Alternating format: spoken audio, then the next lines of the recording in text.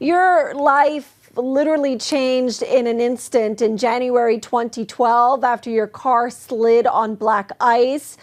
As a young mother in that moment, can you sort of take us back and tell us what that was like? Oh, that was heartbreaking, actually. I thought I lost control of the car, I thought that was it. I thought I was going to die.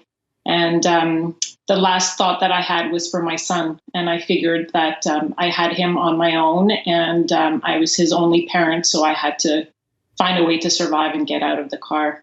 And I just needed to find the strength to do that for him. And I read that you asked, because you couldn't feel anything neck down, and you just said, please let me have my arms so that I can hug my child. Wow. Yeah. That is so So when I woke up in the car, that's exactly what happened. I couldn't feel anything or move anything from below my neck down. And my arms were so important for me because that was sort of my road to salvation to some extent. And it was my way to be able to raise him and do things on my own as much as possible. I'm sure the path to rehabilitation was a long one. What are some of the challenges you go through today, living every day as a wheelchair user and being a parent to this young, vibrant, and I'm sure a very active young boy? Yeah.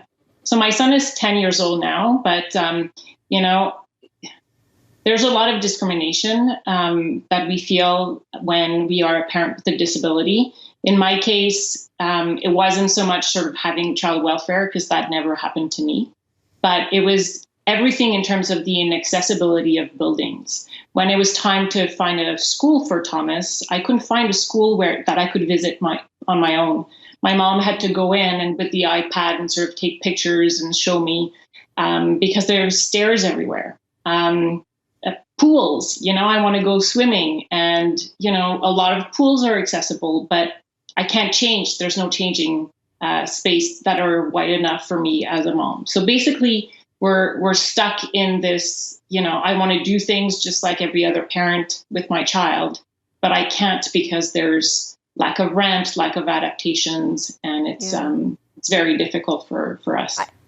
I can't even imagine how frustrating that can be. But how is your disability, you would say, has made you a better parent because you've had to adapt to all of this? Yeah, I think it made me a better parent and made him a more resilient kid. Certainly, we've learned, the value of teamwork. So my parents moved in my house as soon as I had the accident, and they helped me raise Thomas, especially when he was 2 and hiding under tables. I needed someone who had their use of their legs for sure.